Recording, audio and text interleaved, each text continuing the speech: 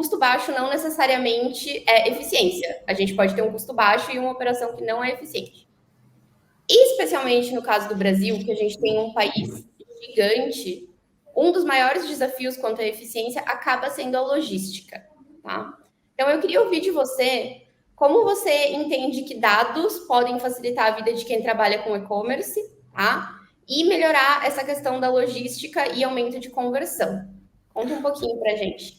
Fantástico, assim, é um negócio que eu gosto de me usar como case, né? Porque desde a metade ali da pandemia, eu optei por mudar para o interior de São Paulo. Então eu moro na minha chácara, onde asfaltou faz pouquíssimo tempo, e é incrível hoje como a logística, né, para essas áreas, vamos chamar assim, rurais, efetivamente ainda é muito precária. E foi o que você falou, o Brasil é um país a gente tem as grandes regiões, a gente tem as grandes capitais, né, que efetivamente as rodovias acabam atendendo de certa forma, aonde a gente percebe que existe uma alta demanda, as transportadoras acabam colocando ali, né, os seus pontos para poder fazer a coleta e a distribuição, ou mesmo os próprios armazéns desses clientes acabam se reposicionando. E aquilo que a gente acaba falando de omnicanalidade, né? Ou você passa a ter uma dark store, ou você utiliza uma loja física, ou utiliza um parceiro para poder fazer a entrega. Então, eu vejo que, por exemplo, hoje, se eu compro algo no Mercado Livre, eu recebo no dia seguinte, aqui onde eu moro. Então, é um negócio fantástico quanto eles conseguiram fazer essa capilaridade de entrega. Porém, se eu compro 2 itens, 3 itens, de repente o Mercado Livre bate 2 vezes aqui no mesmo dia, ou um dia e no outro. E aí foi um assunto muito interessante levado na NRF, que é essa questão de dados junto com a inteligência artificial. E aqui eu vou focar um pouquinho na parte da economia, porque quando a gente fala de economia de entrega, na visão transportadora, a gente acaba passando essa economia para o bolso do cliente depois na visão preço-frete, tá? Então a questão da IA, a própria DHL colocou isso em questão, que é muito a ideia de, peraí, a tendência de compra para aquela região, para aquele endereço, para aquele bairro, está em alta, então segura essa carga, não vamos ainda liberar ela para a transportadora, para que a gente realmente entenda se essa demanda vai acontecer e eu faço uma consolidação de carga e aí efetivamente eu tenho somente um caminhão, uma entrega, né, uma pessoa levando essa mercadoria para aquele trecho, para aquela rota.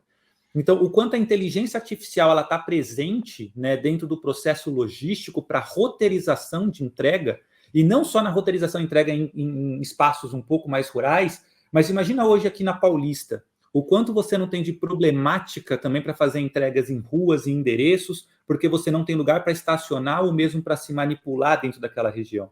O quanto hoje a inteligência artificial ela consegue saber o momento exato da demanda certa para efetivamente a gente conseguir entregar a encomenda na casa do cliente, que hoje em dia compra hoje para receber ontem. Então, a inteligência, os dados, hoje a gente consegue sempre praticar aquilo que eu chamo de a entrega perfeita, a excelência, a otimização do seu processo. Então, quanto mais você consegue analisar as principais KPIs do seu processo, mais você otimiza, mais você economiza e mais você começa a levar isso para o seu front. E aí, entrando no começo da sua pergunta, que é o aumento da conversão. O que o cliente ele espera? Ele espera encontrar o produto que ele quer comprar no melhor preço do produto e no checkout, com o melhor preço de frete e no melhor prazo. É isso que ele quer. Uma vez que ele topou, aí você vai praticar a excelência da entrega para entregar a mercadoria exatamente no período em que você vendeu. Quando eu entrei no mercado de logística, né, Carol, eu percebia que assim, poxa, se eu dou lá para o cliente 5 dias úteis de prazo de entrega, de repente, por que eu não posso entregar em 3, mas eu dei 5? Não, se você deu 5, você entrega em 5. Porque o cliente vai estar esperando a mercadoria em 5, ele não vai estar esperando a mercadoria em 3. Então, muitas vezes nesse mercado, a gente tem que praticar excelência não só em prometer o prazo, mas também atender aquele prazo que a gente se comprometeu a entregar. Então, você vê que a NRF ela traz muito isso, o cliente encontrar o produto, receber o produto, e não só, olha só o TikTok, a Kawaii participando efetivamente hoje do processo, os clientes comprando dentro desses lugares com uma série de logísticas ali, e esses grandes players fazendo o quê? Calma, seller, eu entendo que você pode não ter capacidade logística para fazer um envio, mas deixa que eu faça o first mile, que é buscar a mercadoria em você, seller, e o last mile, que é levar a mercadoria até o nosso cliente, né? Porque o cliente passa a ser desse TikTok Kawaii, mas também do seller como um todo.